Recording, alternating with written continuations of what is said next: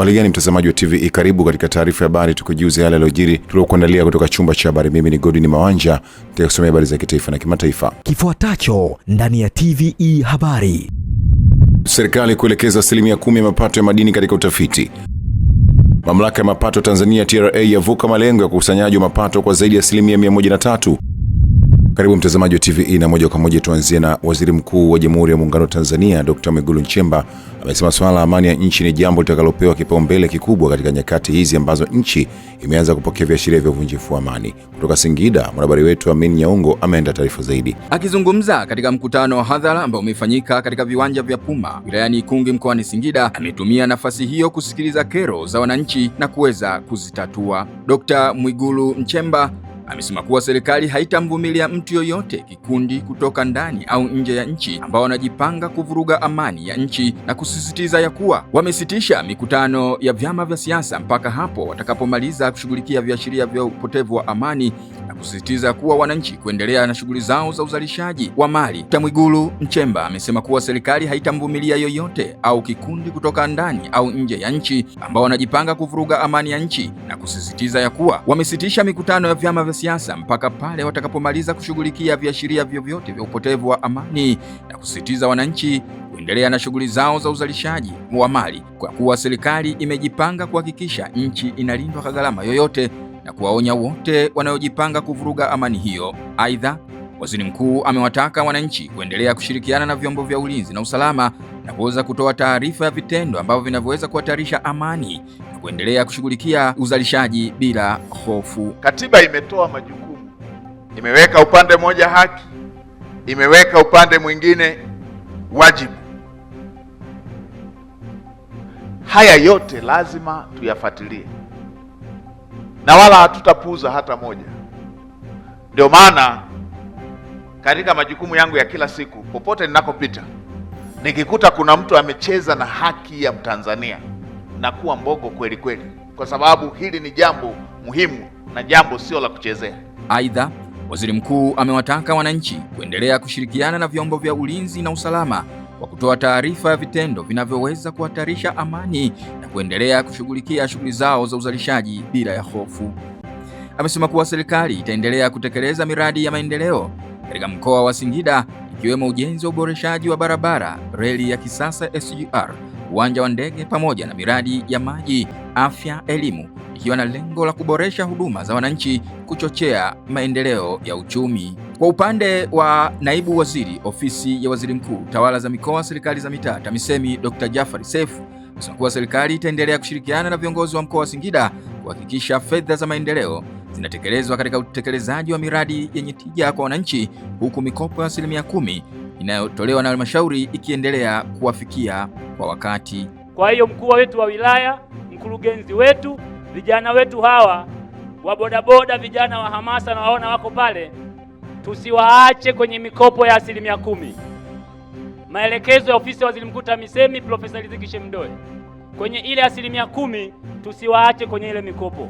Sasa tunataka tuanze kusikia wale ambao tayari wamepata mikopo na wamefanikiwa katika maisha yao, ili tuwakopeshe na wengine ambao bado wanaomba mikopo hiyo, kusiwepo na changamoto ya mikopo hii. Asante sana Amin Nyaungo kwa taarifa hiyo.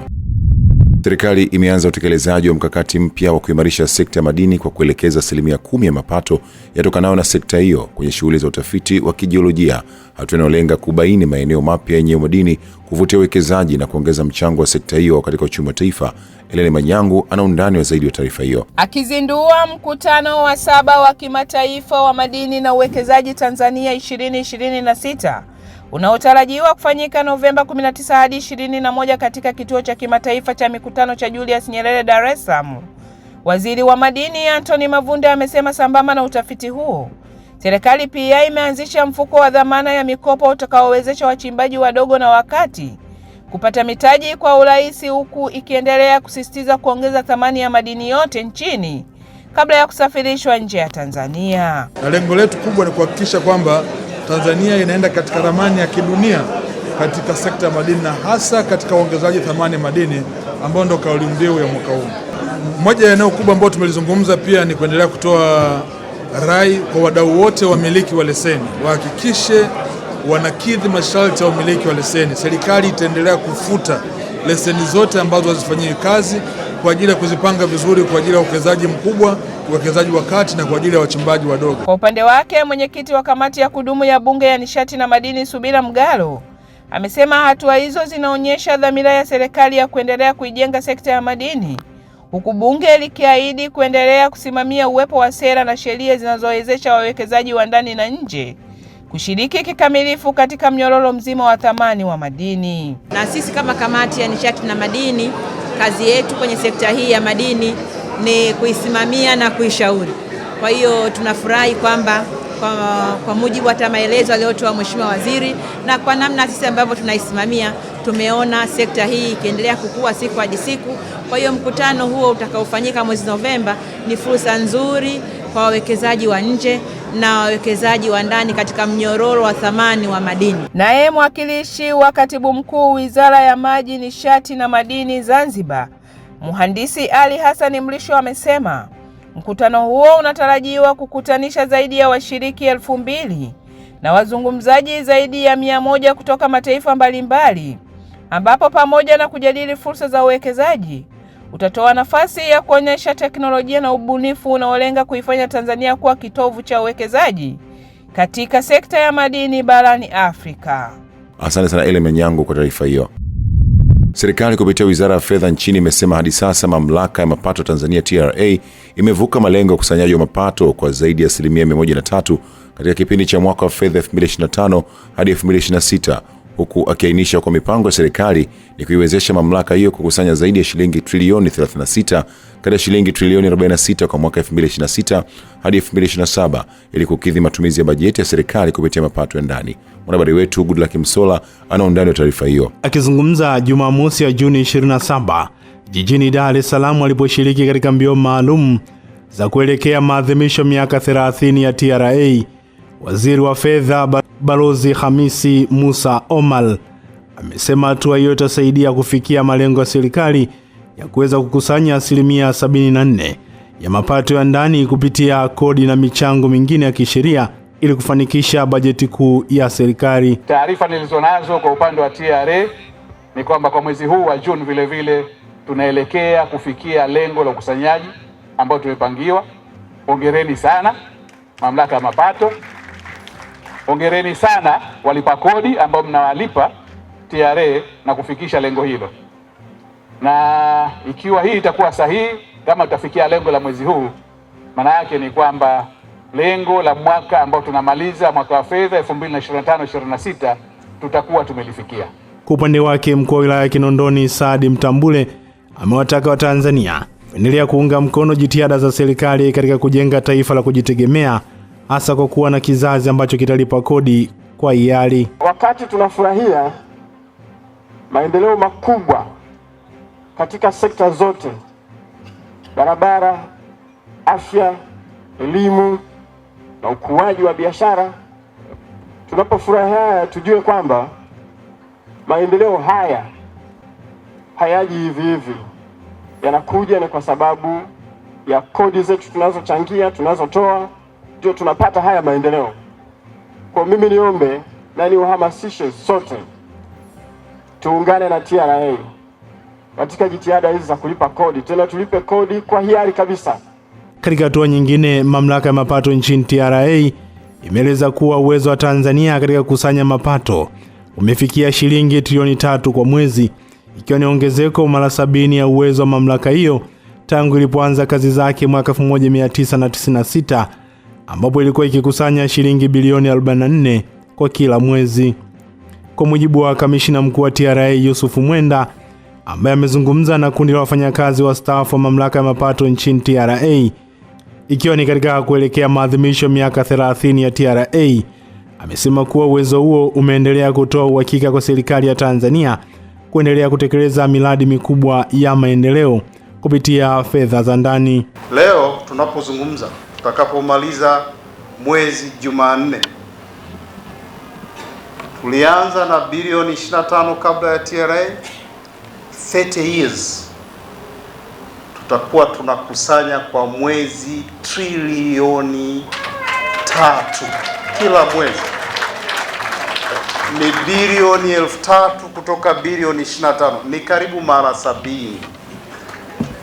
Hii kazi isingewezekana bila nyie kujenga msingi mzuri ambao umewezesha nchi kufika hapa na kuweza kujitegemea. Kwa upande wake, mwenyekiti wa jukwaa la wafanyakazi waliostaafu kutoka TRA John Caesar ameitaka mamlaka ya mapato nchini TRA kuendelea kutekeleza mapendekezo aliyowasilisha kwa Rais wa Jamhuri ya Muungano wa Tanzania kupitia tume ya marekebisho ya kodi ya Rais. Asante sana Goodluck Msolla kwa taarifa hiyo. Rais Dr. Samia Suluhu Hassan anatarajiwa kuwa mgeni rasmi katika maadhimisho ya miaka 10 ya hospitali ya Benjamin Mkapa BMH Julai 15, ambayo yanaenda sambamba na kuchangia mfuko maalum kwa ajili ya kusaidia upandikizaji wa uloto na figo kwa wagonjwa wasio na uwezo wa kugharamia matibabu hayo. Rachel Chacha ameenda taarifa zaidi. Hospitali ya Benjamin Mkapa imeanzisha mfuko huo kutokana na uhitaji mkubwa wa upandikizaji wa uloto, ambapo takwimu zinaonyesha Tanzania ni ya 3 barani Afrika kwa kuwa na wagonjwa wengi wa sickle cell na inashika nafasi ya 4 duniani. Akizungumza, mkurugenzi wa hospitali hiyo Dr. Abdalla Baja amesema matibabu ya kupandikiza uloto kwa wagonjwa wa sickle cell gharama zake ni shilingi milioni 75, huku kwa wanaotaka kupandikizwa figo gharama zikiwa zaidi ya shilingi milioni 40. Aidha, Dr. Baja pamoja na mambo mengine ameeleza matibabu ya kibingwa bobevu 18 na ya ubingwa wa kawaida 20 yanayotolewa na hospitali hiyo na kutoa ufafanuzi kuhusu namna wagonjwa wanaopandikizwa uloto na figo wanavyotibiwa. Tunamshukuru sana Mheshimiwa Rais wa Jamhuri ya Muungano wa Tanzania, mama yetu Dr. Samia Suluhu Hassan. Wale watoto 20 wa kwanza waligharimiwa full na yeye mwenyewe. Sasa hata kama rais anafanya, lakini tunajua rais ana mambo mengi ya kufanya, ana vitu vingi vya kufanya. Sasa tunataka tushikane mikono sisi wa Tanzania kwa uwezo wetu. Naamini kuna watu wana uwezo ndani ya nchi hii, hawa watu wana uwezo wa kufanya mambo makubwa. Ndio maana tunatamani uwepo wenu kwenye kuhamasisha jamii, kwenye kuchangia huu mfuko wa upandikizaji wa uloto na figo. Kwa wahariri na waandishi wa habari, si mara zote tutakuwa tukiandika habari za kuchechemua, lakini tukiandika habari ambazo zina maslahi mapana kwa jamii, habari ambazo zinagusa afya, zikarejesha uhai. Ipo siku moja, sijui wengine mnaaminije, lakini mimi naamini ipo siku tutaitwa kwa Muumba wetu, tutakwenda mbinguni. Ukifika utakaribishwa, na wapo wale ambao watakaribishwa upande wa shetani kwa sababu walishadidia yaliyo mabaya, lakini wapo akina Lazaro waliokuwa wanalambwa vidonda na mbwa, watakuwa wanaombwa kwamba jamani, chovya kidole chako kwenye maji uburudishe ulimi na moyo wangu. Sasa mimi nawaambia, inawezekana wewe uoni kama kuna sababu ya kutenda yaliyo mema. Ukiona unakula unasaza na mtoto mwingine yuko na sickle cell, anashindwa, anapata maumivu ya joint, anashindwa kukua, anashindwa kuwa na akili sawasawa darasani, basi yatupasa sisi kama Watanzania kubadilika. Kwa upande wake, daktari bingwa wa kitengo cha figo wa hospitali hiyo Dr. Ayubu Mashambo ameelezea umuhimu wa watu kupima afya zao angalau mara 2 kwa mwaka badala ya kusubiri hadi waugue. Uchunguzi wa kina wa afya ni kitendo ambacho kinahusisha kumchunguza binadamu ambaye hana dalili au haumwi ugonjwa wowote. Tunasema kumchunguza kijumla ili kuweza kubaini kama ana changamoto ambazo ziko katika hatua za awali hazijaweza kujidhihirisha, na hii itamsaidia yeye kuweza kubaini hali yake halisi ya afya, lakini pia kuweza kuchukua hatua mapema kama atabainika na changamoto hata kama hana dalili yoyote. Asante sana Rachel Chacha kwa taarifa hiyo. Katika mwendelezo wa ukaguzi wa magari ya shule, hususan kipindi hiki cha likizo, jeshi la polisi mkoani Mwanza limeendelea na zoezi la ukaguzi, ikiwa ni lengo la kuboresha huduma ya usafiri na kuimarisha usalama wa wanafunzi. Mwanahabari wetu Emmanuel Meshak kutoka Mwanza anaeleza zaidi. Akizungumza na madereva pamoja na walezi wa wanafunzi, mkuu wa kikosi cha usalama barabarani wilayani Misungu ACP Marisi Somba amesema kuwa lengo kuu la ukaguzi huo ni kuhakikisha watoto wanakuwa salama wanapokwenda na kurudi kutoka shule. Aidha, ACP Isomba amekemea tabia ya baadhi ya wamiliki wa magari ya shule kuweka vioo vya giza tinted. Amesema kitendo hicho ni kinyume cha sheria kwa magari ya usafiri wa umma na yanayobeba wanafunzi, kwani kinaweza kuchochea vitendo vya ukatili dhidi ya watoto. Pamoja na mambo mengine, tumefanya ukaguzi kwenye vyombo hivi. Kuna baadhi ya madhaifu ambayo tumeyagundua. Yapo madhaifu ambayo tumeyagundua, hizi gari za shule unakuta zina tinted. Swala la tinted sisi tumewazuia. Kwanza kisheria hairuhusiwi. Wale wote ambao walikuwa wamefunga tinted tumewaelekeza wazitoe tinted. Na tumewapa maelekezo kwamba sheria haziruhusu magari haya kuwekwa tinted. Kwani vitendo vya kuweka tinted vinaweza vikawa vinachangia ukatili kwa watoto. Kwa hiyo tumewasisitiza sana kuhakikisha magari hayo wanayaondolea tinted. Naye Sergeant Juliana Nyambuka kutoka dawati la jinsia na watoto wilayani Misungwi amewataka madereva na walezi hao kuwalinda watoto, kuzuia vitendo vya ukatili wawapo kwenye vyombo vya usafiri. Madereva, mamacho, tuwe makini jamani, tulee watoto wetu, tuwalee watoto, hata kama sio kwetu, tuumie. Vitendo vinavyofanyiwa mitaani ni vibaya sana, vitendo vya kutisha. Kwa upande wao, madereva na wasimamizi wa magari hayo wamelishukuru jeshi la polisi kwa kuendesha zoezi hilo, huku wakiahidi kuzingatia elimu waliopewa, kufuata sheria na taratibu za usalama barabarani, pamoja na kuwalinda watoto dhidi ya vitendo vya ukatili. Nashukuru kwa serikali na sasa DTO Misungwi kutuletea ukaguzi wa magari huu. Ni jambo jema ambalo linatukumbusha kutekeleza majukumu yetu na kubaini makosa yaliyopo kwenye magari. Kwa ni jambo zuri, tumetambua na tuyafanyia kazi ya marekebisho. Kutokana na elimu niliyoipata kutokana na ukatili wa jinsia ya watoto, kwa kweli nimepata elimu. Nitakuwa makini sana na kuwalinda watoto ili wasifanyiwe ukatili wa kijinsia. Nawashauri madereva wawe makini na uendeshaji wao wa barabarani. Zoezi hilo lililozinduliwa na kamanda wa jeshi la polisi mkoani Mwanza Wilibord Mutafungwa Juni 18 mwaka huu limeendelea katika viwanja vya shule ya msingi Nyangomango iliyopo wilayani Misungwi mkoani Mwanza, ambapo jumla ya magari 25 yamekaguliwa. Asante sana Emmanuel Mesha kwa taarifa hiyo.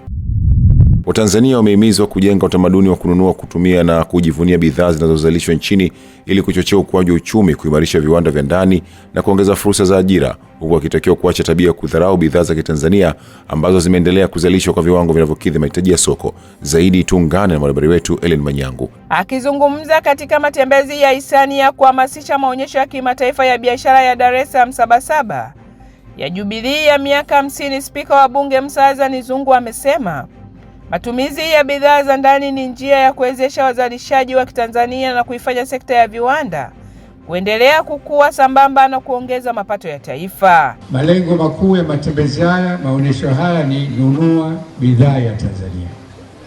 Tuna tabia ya kudharau bidhaa zetu. Tuna tabia ya kuponda bidhaa zetu. Kitu ambacho tunashindwa kuelewa, vyakula vya Kitanzania havitumii mbolea ya kemikali. Mbolea nyingi ni organic ambayo ni afya kwa binadamu na afya kwa watu wetu. Na ndio maana utakuta vijijini mtu ana miaka 90 mpaka 100 lakini anaishi bila kuwa na maradhi sababu anakula vyakula vya asili. Kwa hiyo tuwe na utaratibu wa kununua vitu vya Kitanzania. Utakanunua viatu vinatoka nchi za nje, wakati viatu vipo Tanzania vinatengenezwa. Naye naibu waziri wa viwanda na biashara Dennis Londo amesema kila Mtanzania anapotumia bidhaa za ndani anachangia moja kwa moja kuwawezesha wakulima, wafugaji, wavuvi na wafanyabiashara na wenye viwanda, hatua inayoongeza uzalishaji, ajira na ukuaji wa uchumi wa nchi. Matembezi haya, Mheshimiwa Spika, yamebeba ujumbe muhimu wa kuthamini bidhaa zinazozalishwa ndani ya nchi kwa maana made in Tanzania. Ujumbe huu unaendana na dhamira ya serikali ya kujenga uchumi imara unaotegemea uzalishaji wa ndani, kuongeza ajira na wananchi na kukuza ushindani wa viwanda Tanzania.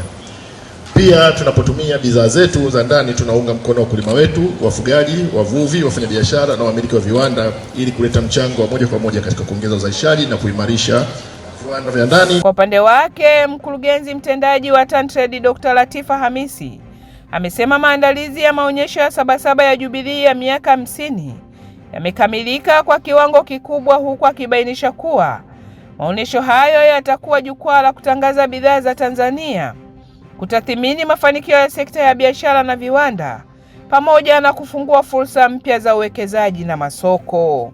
Asante sana Ellen Manyango kwa taarifa hiyo.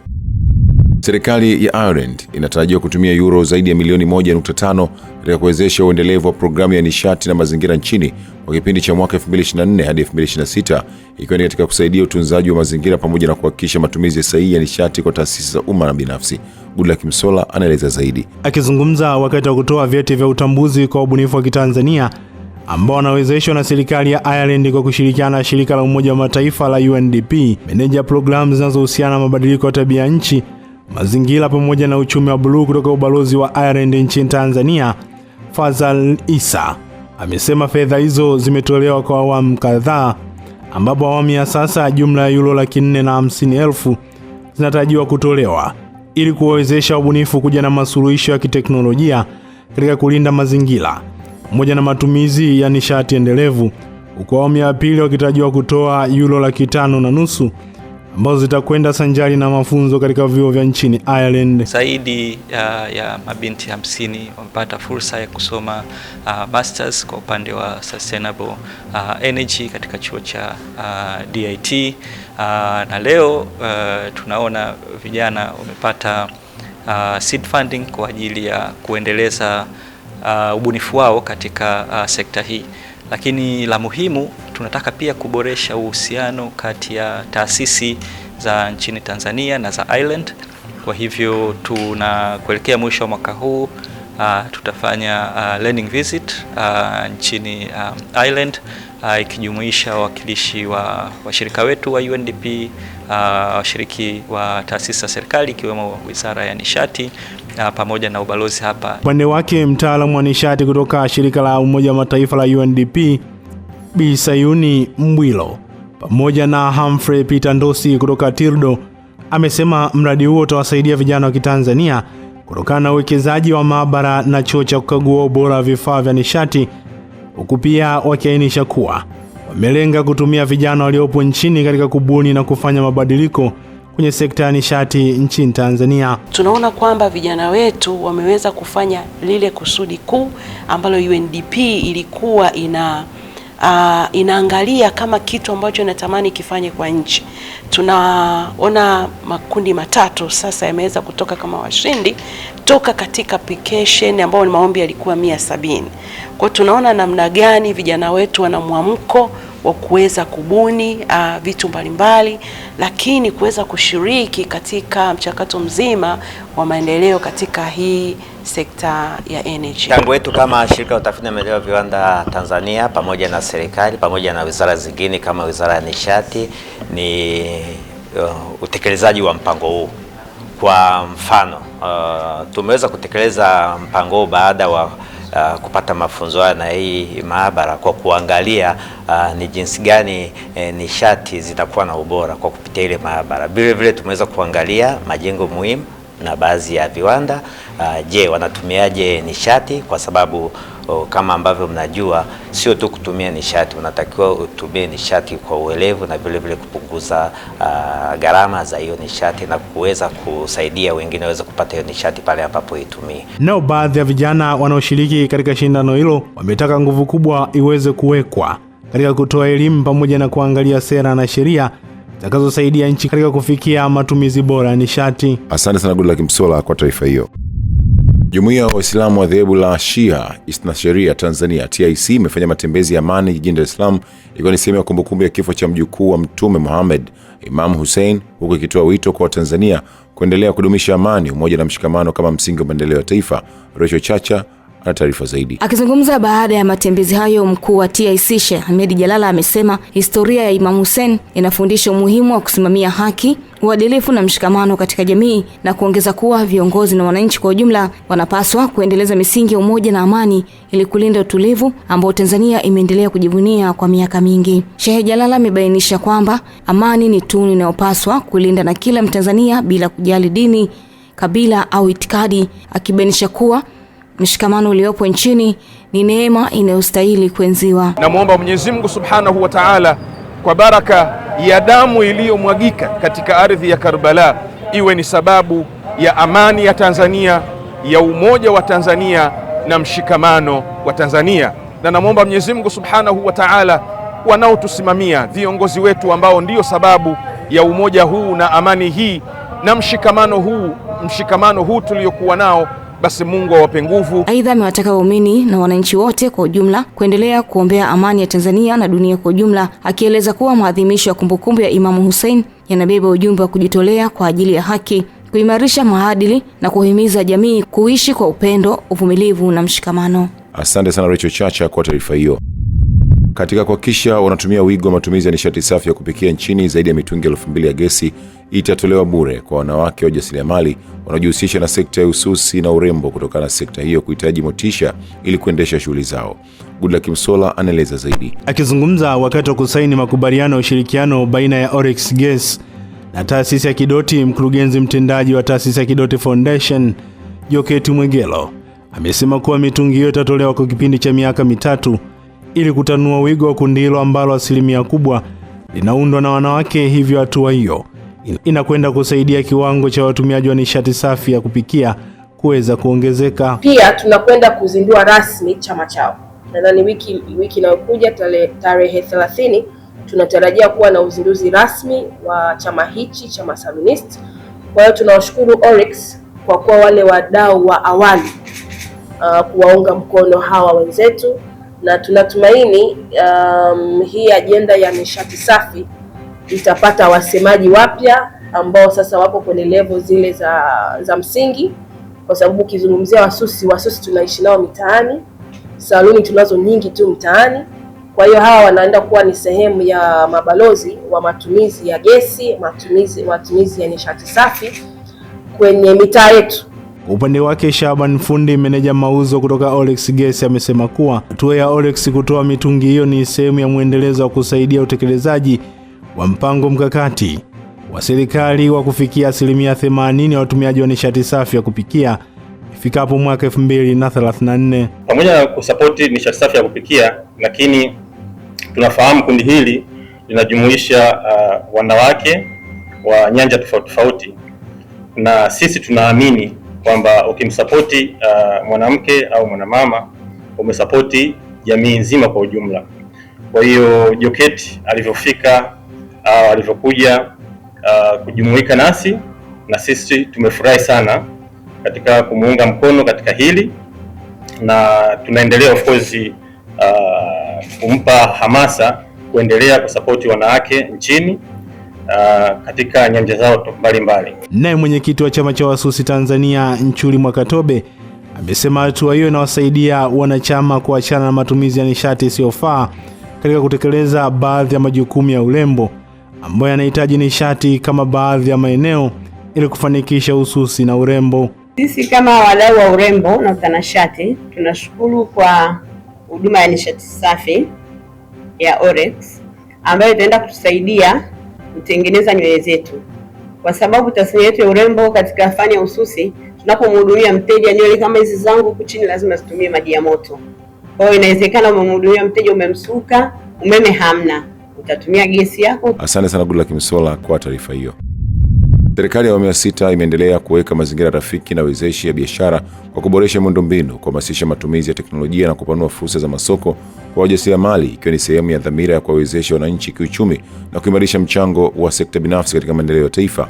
Rachel Chacha anayo taarifa zaidi. Akizungumza kwa niaba ya mkuu wa mkoa wa Dar es Salaam katika maadhimisho ya siku ya kimataifa ya wajasiriamali yaliyofanyika jijini Dar es Salaam Juni 28, Katibu Tawala wa wilaya ya Kigamboni Upendo Mahula amesema serikali imeendelea kuchukua hatua mbalimbali za kuwawezesha wajasiriamali, ikiwemo kulipatia shirika la maendeleo ya viwanda vidogo SIDO shilingi bilioni 4 kupitia dirisha maalum la mikopo kwa ajili ya vijana, wanawake na wajasiriamali ili kuendeleza miradi ya uzalishaji katika sekta mbalimbali. Mbali na hayo, Mahula amewahimiza wajasiriamali waliohudhuria maadhimisho hayo yaliyoandaliwa na SIDO kuongeza ubunifu, kuboresha ubora wa bidhaa zao na kutumia teknolojia katika uzalishaji na masoko ili kuongeza ushindani wa biashara zao, na kuasisitiza kutumia kikamilifu huduma zinazotolewa na SIDO zikiwemo mafunzo ya ujasiriamali. Pia tunatambua mchango mkubwa unaofanywa na serikali yetu ya awamu ya 6 chini ya uongozi mahiri wa Mheshimiwa Rais Samia Suluhu Hassan, ambao wameendelea kuweka mazingira rafiki ya biashara, kuimarisha miundombinu, kukuza matumizi ya teknolojia na kuwezesha upatikanaji wa masoko kwa wajasiriamali. Aidha, serikali imeendelea kuonyesha kwa vitendo dhamira yake ya kuwawezesha wananchi kiuchumi. Hivyo ninayo furaha kwa niaba ya mkuu wa mkoa wa Dar es Salaam kuwafahamisha kuwa kwa sasa SIDO imepatiwa shilingi bilioni 4 kwa ajili ya kuwawezesha vijana, wanawake na wajasiriamali kupitia dirisha maalum la mikopo. Fedha hizi zinalenga kuendeleza miradi katika sekta za uzalishaji wa viwanda, uvuvi, ufugaji, kilimo cha muda mfupi ambacho kinahusiana na mboga mboga na matunda, usindikaji wa bidhaa za kilimo na biashara zenye kuongeza thamani. Kwa upande wake, kaimu mkurugenzi wa shirika la maendeleo ya viwanda vidogo SIDO, Ahmed Kitara, amesema wajasiriamali wadogo na wakati ni muhimili muhimu wa ukuaji wa uchumi wa taifa kutokana na mchango wao katika uzalishaji wa ajira na maendeleo ya jamii. Amebainisha kuwa SIDO itaendelea kuwajengea uwezo kupitia mafunzo, ushauri wa kitaalam na huduma mbalimbali zinazolenga kuongeza tija, ubunifu na ushindani wa biashara zao. Ndugu zangu wajasiriamali, dunia inatutambua sisi katika kuchochea ukuaji wa uchumi, lakini vile vile kuzalisha ajira. Mheshimiwa mgeni rasmi, naweza nikakuthibitishia kwamba kila mjasiriamali aliyopo hapa angalau ameajiri watu 3. Na hawa waliopo hapa ni representative tu ya wajasiriamali wengi waliopo nchini. Kwa hiyo tunaweza kuona ni jinsi gani ajira zinavyozalishwa na wajasiriamali, lakini tunaona mchango mkubwa na thamani kubwa ya wajasiriamali nchini mwetu. Katika hatua nyingine ya kuimarisha sekta ya wajasiriamali wadogo na wakati, kupitia maadhimisho hayo, Benki ya Equity Tanzania imesaini ushirikiano wa kimkakati na SIDO utakaowanufaisha zaidi ya wajasiriamali 8,000 kupitia upatikanaji wa huduma za kifedha, mafunzo ya biashara, ushauri wa kitaalamu pamoja na uunganishaji wa masoko.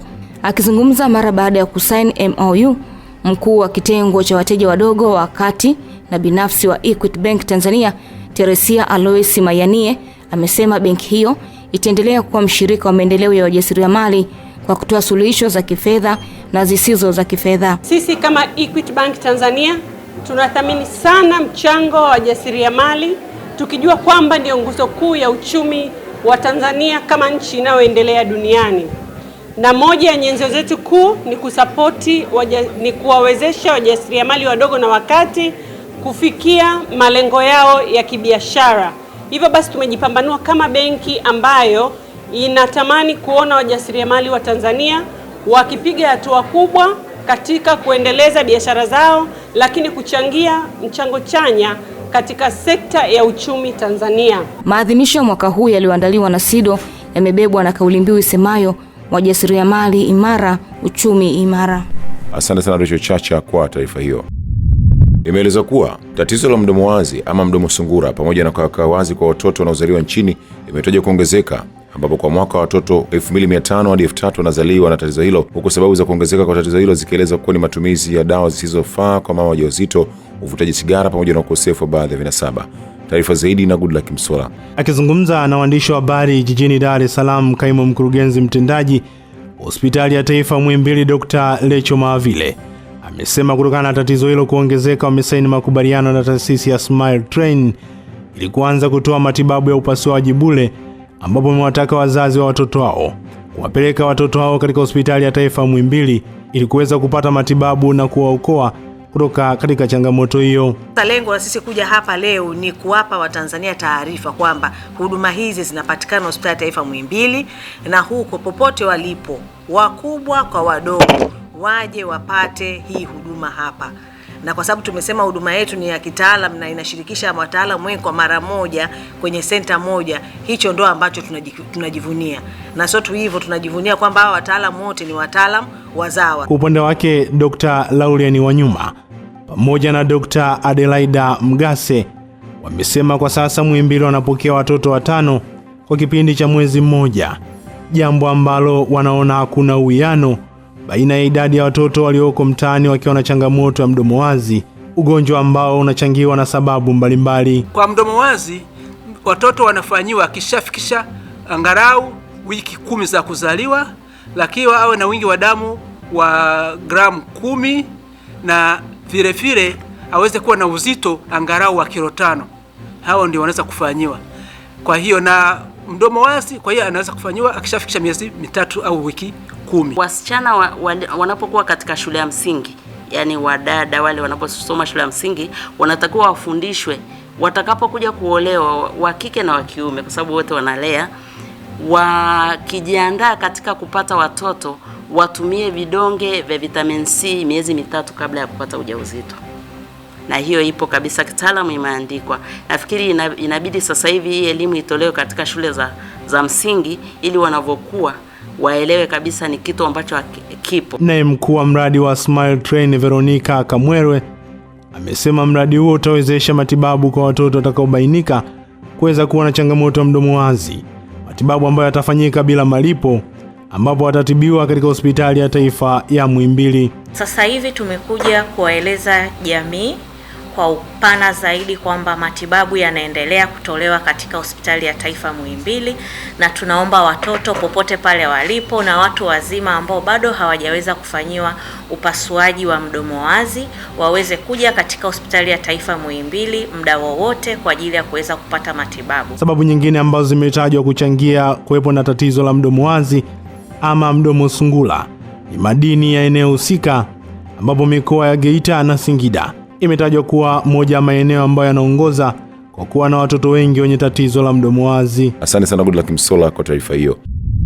Uongozi wa klabu ya Yanga tawi la Iringa Manispaa mkoani Iringa umeonyesha moyo wa kijamii kwa kuwatembelea na kutoa msaada wa maziwa kwa watoto yatima na wanaoishi katika mazingira magumu wanaolelewa katika kituo cha watoto yatima cha Tosamaganga kilichopo halmashauri ya wilaya Iringa, kama sehemu ya shughuli za kijamii za tawi hilo, ikiwa na lengo la kuunga mkono juhudi za kituo hicho katika kuwalea na kuwahudumia watoto hao. Shalom Robert kutoka Iringa anaundana taarifa hiyo. Akikabidhi msaada huo wa maziwa kwa watoto wanaolelewa katika kituo cha watoto yatima cha Tosamaganga, wengi wao wakiwa wamepoteza wazazi au kutelekezwa, mwenyekiti mpya wa tawi la Yanga Manispaa ya Iringa Ali Msigwa anasema lengo la msaada huo ni kuunga mkono juhudi za kituo hicho katika kuwalea na kuwahudumia watoto hao. Tunatambua na tunafahamu kwamba Yanga huwa inafanya hivi kupitia mechi mbalimbali, na sasa hizi zimebaki mechi 2 hizi kuelekea kwenye ubingwa. Hivyo na sisi kama tawi tumeona ni jambo zuri kuja kuwatembelea watoto na kuweza kuwaletea ambacho tumewaletea, na tumeweza kuwaletea maziwa. Na kama mtavyoona tumetembelea watoto wale wadogo kabisa wachanga ambao tumetembezwa hapa na kiongozi wao. Kwa hiyo tumefarijika na tunatoa wito kwa wadau wengine hususan wa michezo ambao wataguswa na swala hili, nao pia wanaweza kuja kuwatembelea watoto. Msimamizi wa kituo cha watoto yatima cha Tosamaganga Helena Kiwele ameushukuru uongozi wa tawi la Yanga Manispaa ya Iringa kwa msaada wa maziwa waliotoa, akisema utakuwa na mchango mkubwa katika kuboresha ustawi na malezi ya watoto wanaolelewa katika kituo hicho. Nashukuru sana kwa kutupatia msaada huo. Maziwa tunahitaji sana, kama mlivyoona nyinyi wenyewe jinsi watoto walivyo wengi wanahitaji hayo maziwa ya lactogen, ndio maziwa yanayotumia.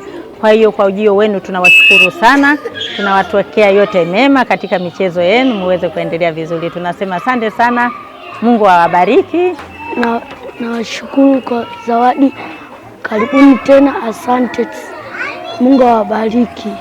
Asante sana, mmetuletea maziwa ya vichanga, Mungu akubariki. Mtazamaji, hatua hii ni uthibitisho wa wazi ya kuwa mpira wa miguu ni zaidi ya mchezo, kwa kugusa na kubadili maisha ya jamii inayowazunguka. Nikiripotia runinga ya TV kutoka Tosamaganga mkoani Iringa, mimi ni Shalom Robert. Asante sana Shalom Robert kwa taarifa hiyo. Mtazamaji, hii ni taarifa ya habari. Mimi ni Godwin Mawanja. Tupate mapumziko mafupi na kisha tutaendelea na taarifa ya habari.